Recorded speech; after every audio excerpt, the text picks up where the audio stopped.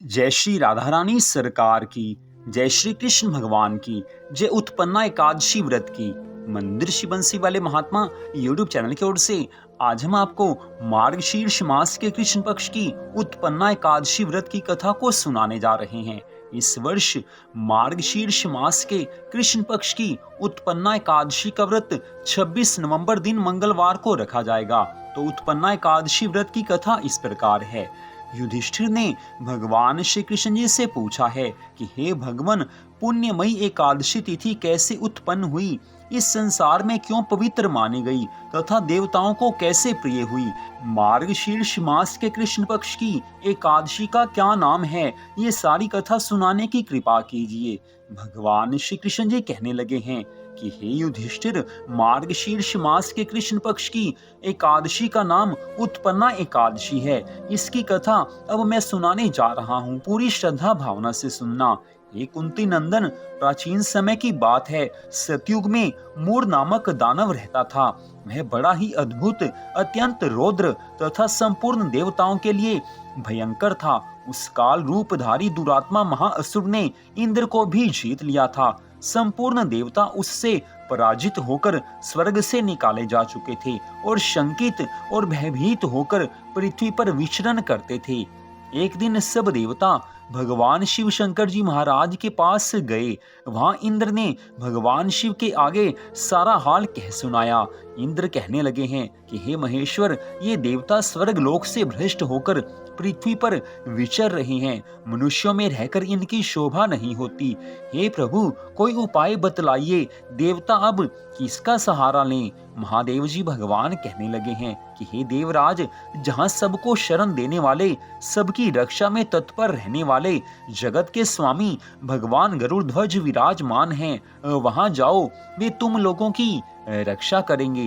इतनी कथा सुनाकर भगवान श्री कृष्ण जी कहने लगे हैं कि हे युधिष्ठिर, महादेव जी की इस बात को सुनकर परम बुद्धिमान देवराज इंद्र संपूर्ण देवताओं के साथ वहां गए, जहां पर भगवान गदाधर क्षीर सागर के जल में शयन कर रहे थे। उनका दर्शन करके इंद्र ने हाथ जोड़कर स्तुति आरंभ की है। देवराज इंद्र कहने लगे हैं कि हे देव देवेश्वर, आपको नमस्कार है। देवता और दानव दोनों ही आपकी वंदना करते हैं। हे पुंडरीकाक्ष, आप दैत्यों के शत्रु हैं। मधुसूदन, हम लोगों की रक्षा कीजिए। हे जगन्नाथ, संपूर्ण देवता मूर नामक दानव से भयभीत होकर आपकी शरण में आए हैं।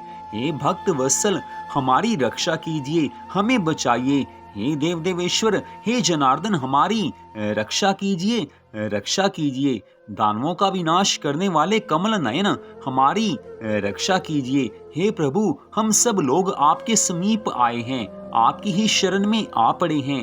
हे भगवान, शरण में आए हुए देवताओं की सहायता कीजिए।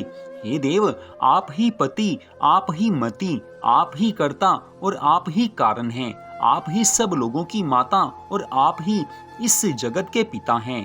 हे भगवान, हे देव देवेश्वर, हे शरणागत वत्सल, देवता भयभीत होकर आपकी शरण में आए हैं। हे प्रभु, अत्यंत उग्र स्वभाव वाले महाबली मूर नामक दैत्य ने संपूर्ण देवताओं को जीतकर इन्हें स्वर्ग से निकाल दिया है।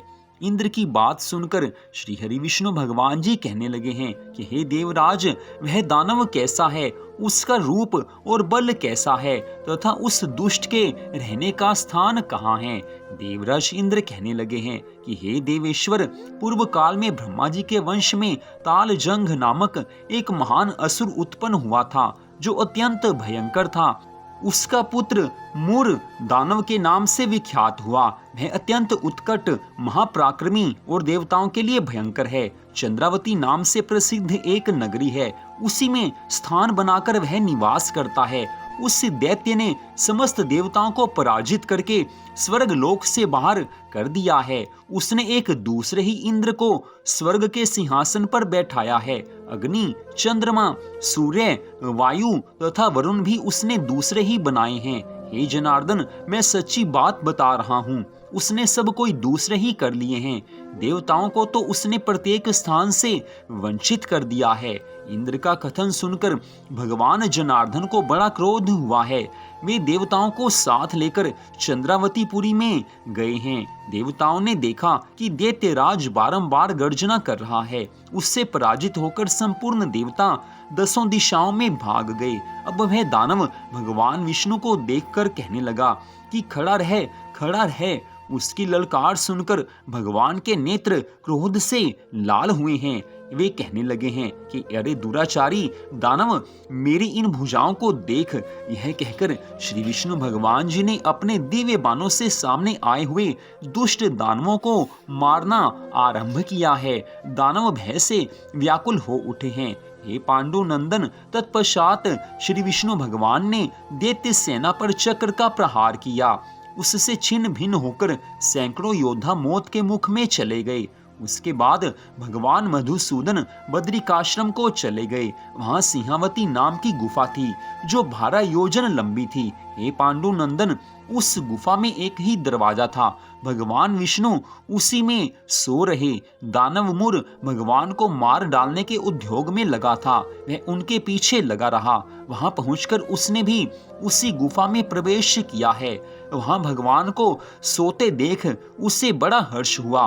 उसने सोचा यह दानवों को भय देने वाला देवता है, अतः निस्संदेह इसे मार डालूंगा।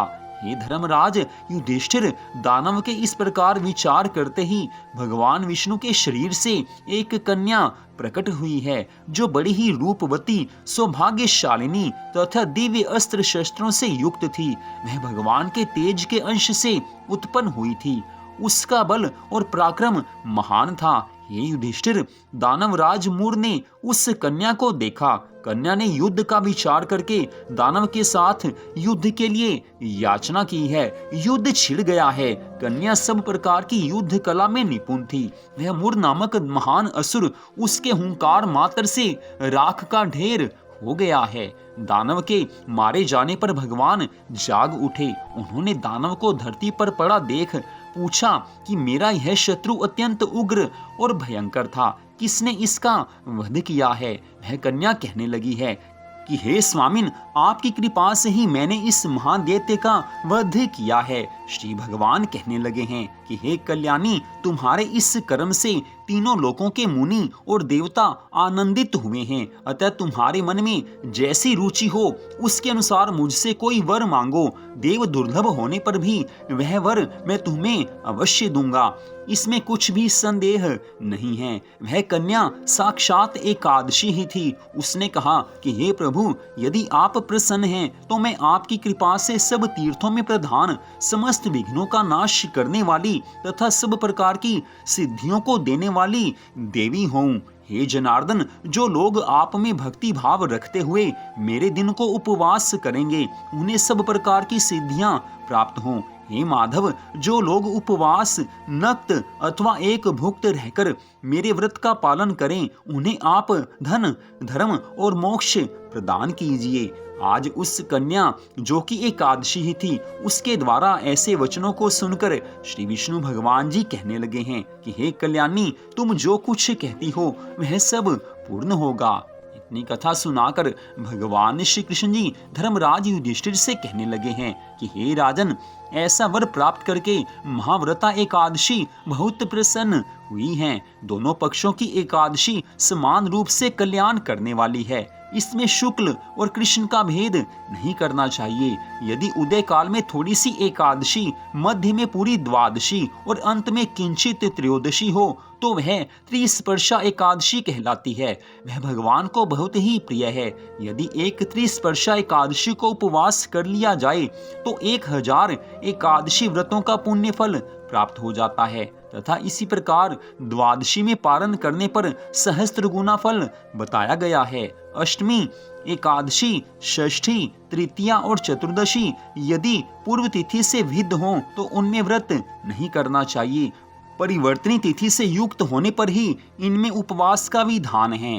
पहले दिन दिन में और रात में भी एकादशी हो तथा दूसरे दिन केवल प्रातःकाल एक दंड एकादशी रहे तो पहली तिथि का परित्याग करके दूसरे दिन की द्वादशी युक्त एकादशी को ही उपवास करना चाहिए। यह विधि मैंने दोनों पक्षों की एकादशी के लिए बताई है। जो मनुष्य एकादशी को उपवास करता है वह वैकुंठ धाम में, जहाँ साक्षात भगवान गरुड़ध्वज विराजमान हैं, वहां पर सदा के लिए चला जाता है। जो मानव हर समय एकादशी के महात्म्य का पाठ करता है उसे सहस्त्र गोदानों के पुण्य का फल प्राप्त होता है।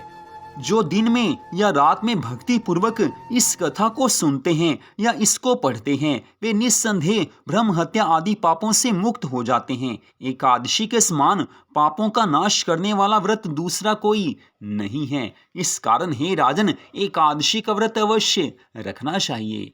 तो इस प्रकार भगवान श्री कृष्ण जी ने धर्मराज युधिष्ठिर को उत्पन्ना एकादशी व्रत की कथा को सुनाया है। तो आज की इस कथा को आपने सुना, आप सबका हार्दिक धन्यवाद। भगवान श्री राधा कृष्ण जी की अनंत कृपा सदा आप सब पर, आपके परिवार पर बनी रहे।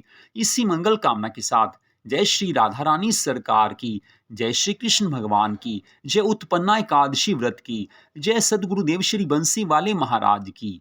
जय जय श्री राधे, जय जय श्री राधे, जय जय श्री राधे श्याम।